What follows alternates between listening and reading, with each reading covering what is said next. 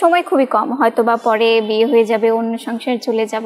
Even হচ্ছে আম্মু বলে যে এত কষ্ট করে যে আমি রাত জেগে জেগে হচ্ছে গয়না বানাই, তো এত কষ্ট করে কী লাভ, 2 দিন পর চলে যাবে। সোনা রূপা এগুলো তো থাকেই, বাট আমি হচ্ছে চাচ্ছিলাম যে আমরা যারা স্টুডেন্ট তারা কিন্তু বাজেট ফ্রেন্ডলি কিছু খুঁজি, হ্যাঁ, আর রেগুলার পরার জন্য। যেমন হচ্ছে আমার ছোট ছোট টপ আছে, ইয়াররিংস আছে, কোনো ফাংশনে আমরা হচ্ছে এগুলো পরতে পারি, আর এগুলো হচ্ছে আপনি রিইউজ করতে পারবেন, আর এটা আসলে পরিবেশের জন্য ক্ষতিকর না, হ্যাঁ তাই না? তো এই জন্য আসলে চাচ্ছিলাম যে এইসব জিনিস, আর এর মধ্যে হচ্ছে এটা আমাদের ঐতিহ্য, যেমন কালার বলেন, কারুশিল্প, আমরা হাতের কাজ সব এগুলো রিলেটেড। তো এগুলো আসলে চল কখনোই যাবে না, সবসময় থাকবে এটা। সব কিছু হাতের কাজের জিনিস, মানে নিজস্ব তৈরি ব্লক, হাতের কাজ, বাটিক, এগুলো সব কিছু। এর মধ্যে আনস্টিচ 3 পিস আছে, 1 পিস আছে, বিছানার চাদর আছে হাতের কাজের ব্লকের, তারপর শাড়ি আছে, তারপর পিলো কভার আছে, এগুলি। আর গয়না, ব্যাগ, এগুলোই আছে। সব কিছু আসলে আমার বানানো।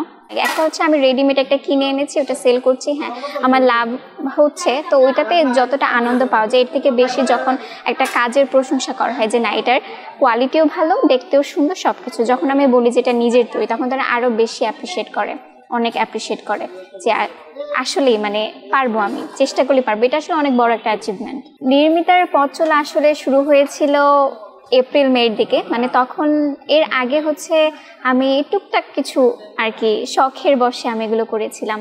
তারপর আমার ফ্রেন্ডরা বলতো যে এগুলো তো সেল করা যায়, তারপর আমার মাথায় আসলো যে কেন না ব্যবসা শুরু করা যায়। তো এভাবেই আসলে শুরু হয়েছে। ফুটপাতে আছে, ওখানে হকারদের মাধ্যমে আমি কিছু জিনিস সেল করতাম।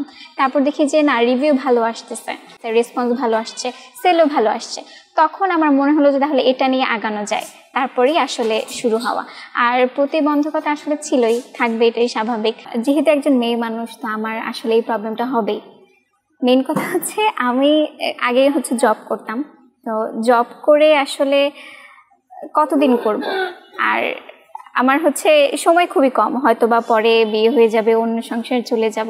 ইভেন হচ্ছে আম্মু বলে যে এত কষ্ট করে যে আমি রাত জেগে জেগে হচ্ছে গয়না বানাই, তো এত কষ্ট করে কী লাভ, 2 দিন পর চলে যাবে আরেকজনের বাসায়।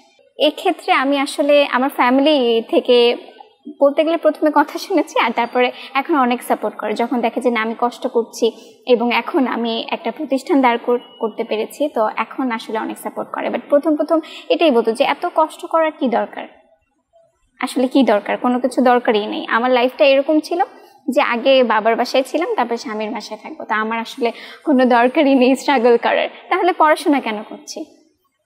তো আসলে এগুলো আমাদের মেন্টালিটির প্রবলেম। আমরা যদি ওভাবে সাপোর্ট করি, চাইলে আমি চাইলে কিন্তু অন্য কিছু করতে পারতাম, যে আমি পড়াশোনা করব, দেন হচ্ছে গ্রাজুয়েশন কমপ্লিট হয়ে যাবে, বিয়ে শাদী করে আমি চলে যাব। বাট আসলে আমার অন্যরকম ইচ্ছা। এর মধ্যে আমার আম্মু, আমার মেইন ইন্সপিরেশন হচ্ছে আমার আম্মু। আম্মু কিন্তু বলতে গেলে আমার আম্মু ওয়ান্ডার ওম্যান, আমার আম্মু সব কিছু পারে। এই যে আমার হাতের কাজ বলেন, সব কিছু কিন্তু আমার আম্মুর কাছ থেকে শেখা। আমার আম্মু যে কোনো সব ধরনের কাজ পারে। অনার্স 2nd ইয়ারে পড়াশোনা করছি ফিলোসফি ডিপার্টমেন্টে। আমার টিচাররা অনেক সাপোর্টিভ। যখন হচ্ছে আমি রেগুলার ক্লাস করতে পারিনি, আমি হচ্ছে তাদের সাথে যোগাযোগ করেছিলাম, তাদেরকে আমি শেয়ার করেছিলাম, এবং তারা যথেষ্ট সাপোর্টিভ। 2 ধরনের চিন্তা, একটা হচ্ছে এই বিজনেসটাকে বাড়ানো, আর আরেকটা হচ্ছে আমি আরও নারী উদ্যোক্তা তৈরি করতে চাচ্ছি।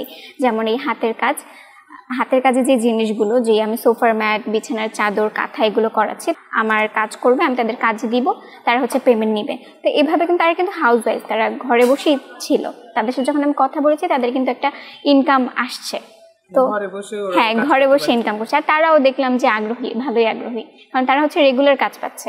উপরে উঠতে সবাই চায়, একটু বড় কিছু করি, আমি আজকে দাঁড়াবো, আমার দেখা দেখে আরও কয়েকজন দাঁড়াবে। আমাদের এখানে গয়না যদি আপনার সাপোজ এটার মধ্যে আপনি অন্য কালার চাচ্ছেন, সেক্ষেত্রেও করে দেওয়া যাবে।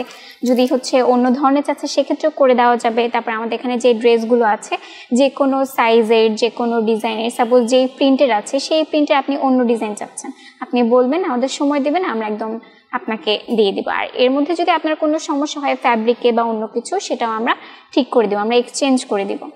এগুলো হচ্ছে হ্যাঁ শোপিস। এটা হচ্ছে এই যে, এটাও সব আমার তৈরি, মানে এখন স্যাম্পল হিসেবে কয়েক পিস রেখেছি। যদি দেখি মানে এটা আগে কখন আমি মানে তুলি নেই, এটা হচ্ছে আমার নতুন কালেকশন। যদি দেখি যে রেসপন্স ভালো আসে, আমি আরও তুলব। যদি আপনি আমার কাছ থেকে কোনো কিছু নেন এবং এটার যদি ধরেন হচ্ছে মালাটা ছিঁড়ে গেল বা হচ্ছে এটা খুলে গেল, তখন কিন্তু এসে আপনি এক্সচেঞ্জ করে নিতে পারবেন। এটা হচ্ছে আমার এটা আপনার যদি এটা মানে সাপোজ হচ্ছে আপনার কাঠের ডাইসটা ভেঙে গেল, সেক্ষেত্রে আমি চেঞ্জ করতে পারবো না, বাট যদি আপনার এই মালা ছিঁড়ে যায় বা কোনো কিছু যদি নষ্ট হয়ে যায় সেটা আমি রিপেয়ার করে দেবো, আপনি যতবার আসবেন। দাম হচ্ছে আমি মানে যেহেতু আমি স্টুডেন্ট তো আমি হচ্ছে কমই রেখেছি। যেমন সিঙ্গেল মালাগুলো হচ্ছে 150 করে, হ্যাঁ, আর এই সেট হচ্ছে আপনার 200 টাকা করে। আর এই হচ্ছে এই টপগুলো হচ্ছে 100 টাকা জোড়া, আর এই টপগুলো হচ্ছে আপনার 30 টাকা জোড়া। এখানে আংটি আছে, এটা হচ্ছে আপনার 100 টাকা। তারপর এখানে কিছু চাবি রিং আছে, এগুলো হচ্ছে 100 টাকা। চুড়ি আছে, এটা হচ্ছে পার পিস 100 টাকা। এগুলো হচ্ছে এক পিস 150 টাকা।